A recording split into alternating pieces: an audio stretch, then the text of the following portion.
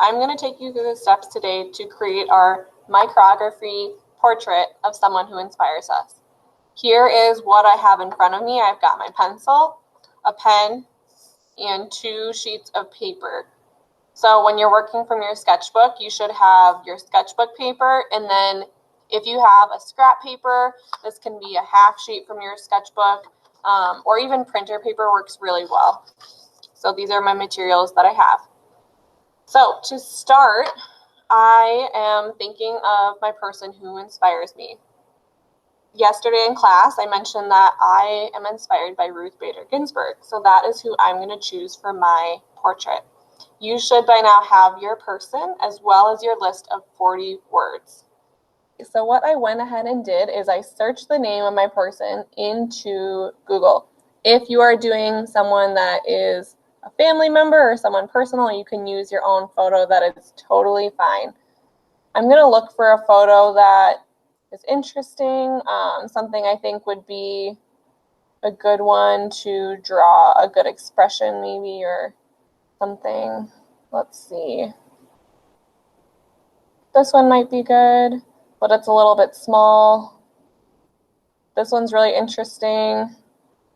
Got some good texture. All right, I think I'm going to go with this one here. So what I'm going to do is I want to make it a little bit bigger. I'm going to right click and open image in new tab.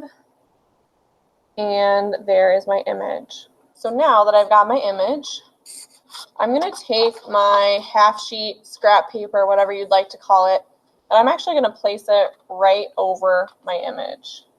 If your brightness is up all the way, this should help you out.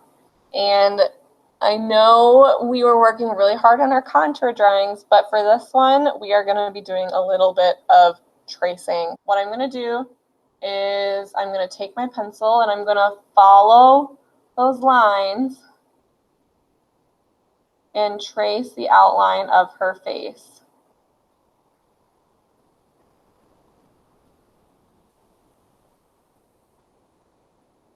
Smile lines as well.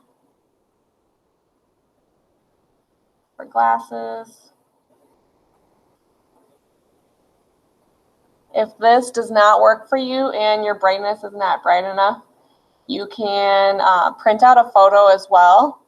Go up to a window, and using that light that shines through, you can trace your image. And if that doesn't work either, you are all experts now at contour studies. You can use that knowledge to draw your sketch onto your scrap or smaller paper. Also, don't press too hard because you don't want to hurt the screen of your Chromebook.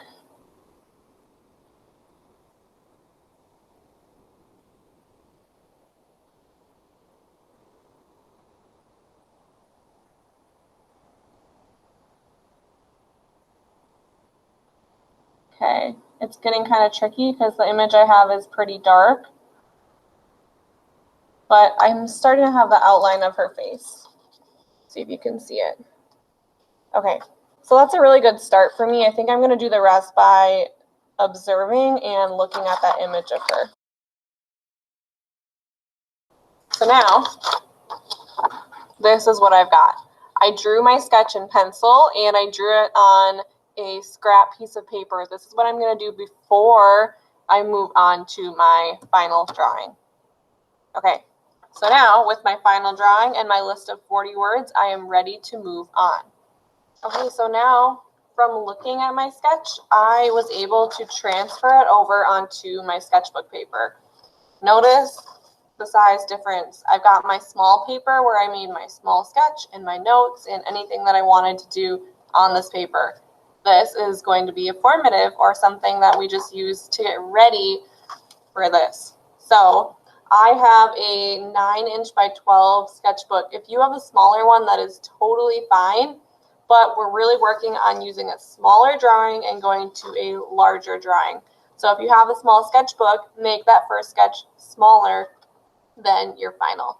So what I did is I looked back and forth between my sketch and my my sketch and my drawing paper. I also referenced the photo at times to make sure that I was getting different elements in the correct place, and I did this all in pencil. The next thing that I'm going to start to think about is that list of 40 words. So for me, I had different words on there that described her, parts of her title, maybe things that she has said in the past, like quotes and things. So now I'm going to pull up the photo and a few words as well. And if you notice, in the photo, we see some shading in areas of the photo. And when we were talking about shading for our last project, we're thinking about the shades as the darker elements and our tints as our lighter elements. So where we have those dark shadows is where our words are going to fill in. For this project, you are going to be using a pen. Any pen will work. If you do not have a pen, please let me know and I will get one for you. We're going to show some examples as well and show you how you can complete this using your words and putting them onto your portrait.